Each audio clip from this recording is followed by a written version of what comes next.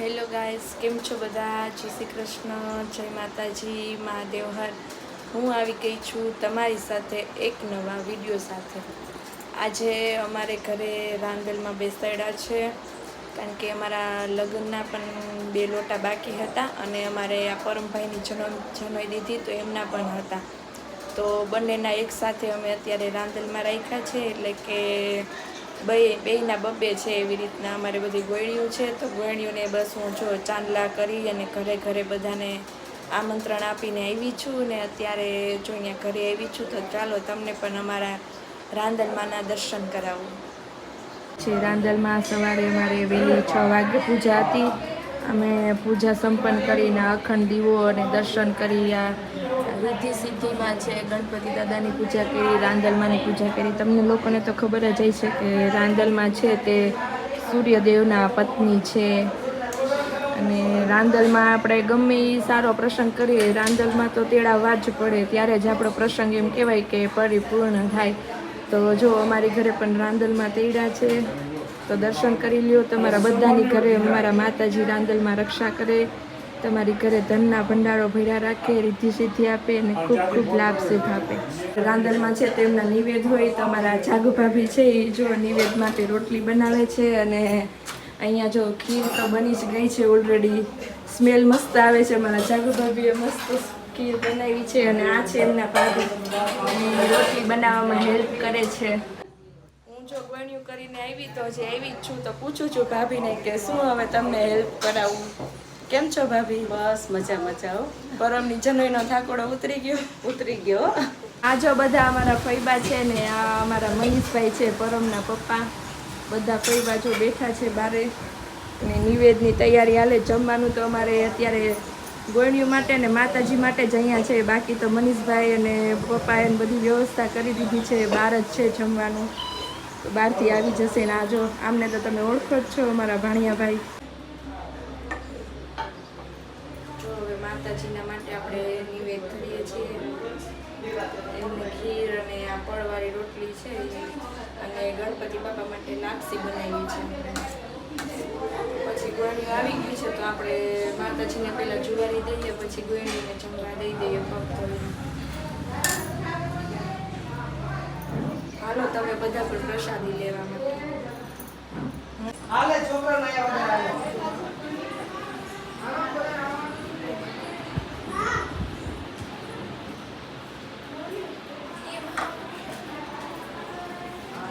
Mummy વાલે ગણપતિ બાપા લાપસી લીધા.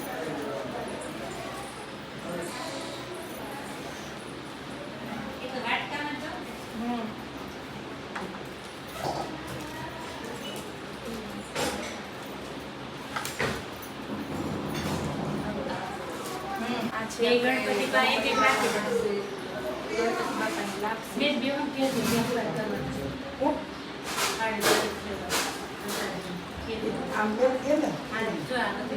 આમ થાળી મેળ દેવાય, ખીર મેળ માટે બીજું ને હું આટલી બધે થોડી કઈ ધરવા લે.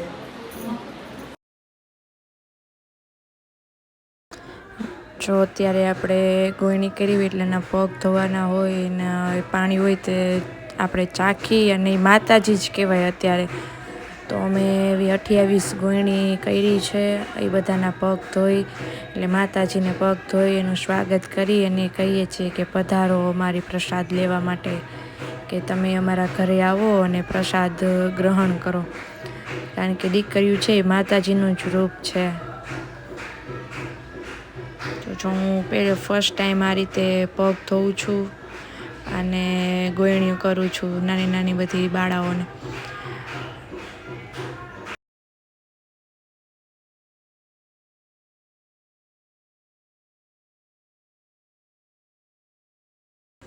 ગોળણીઓના પગ ધોવાઈ ગયા છે, તો પહેલાં એમને ખીર આપવાની, પછી રોટલી આપીને આપણે જે પ્રસાદી કહેવાય ને એમનામાંથી બટકું એક એક કાઢી લેવાનું અને પછી એ છે તે આપણે ગાય માતાને આપી દેવાનું.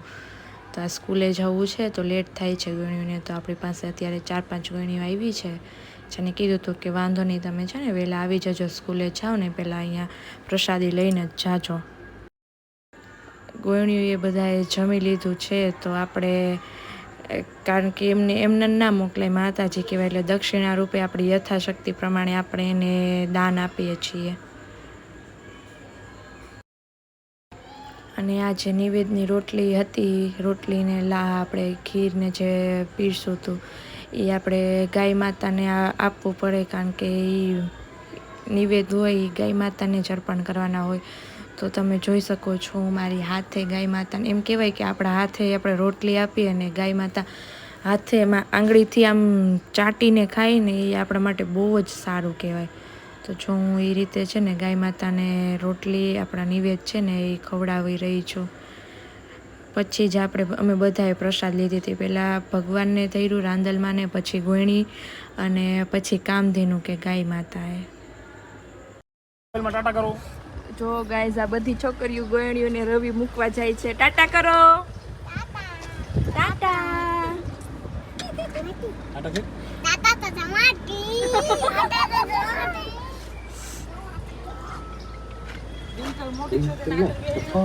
હજી ટાટા કરી દો એકવાર. હે અમારા ટાટા કરો. ટાટા.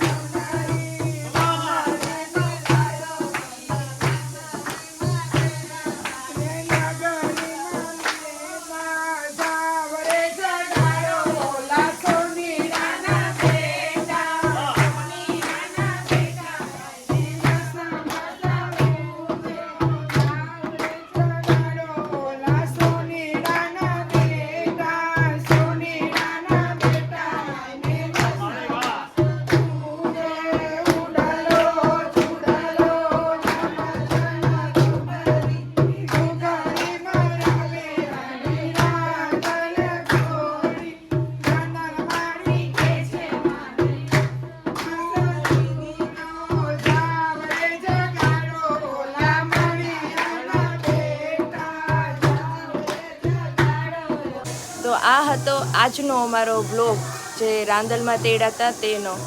તો તમને કેવો લાગ્યો તે કોમેન્ટમાં જરૂરથી બતાવજો, અને આવા જ અવનવા વિડીયો જોવા માટે અમારી ચેનલ લાઈક કરજો, શેર કરજો અને સબસ્ક્રાઈબ કરજો. તો મળીએ આવા જ એક નવા વિડીયો સાથે. જય શ્રી કૃષ્ણ, જય માતાજી, મહાદેવ હર.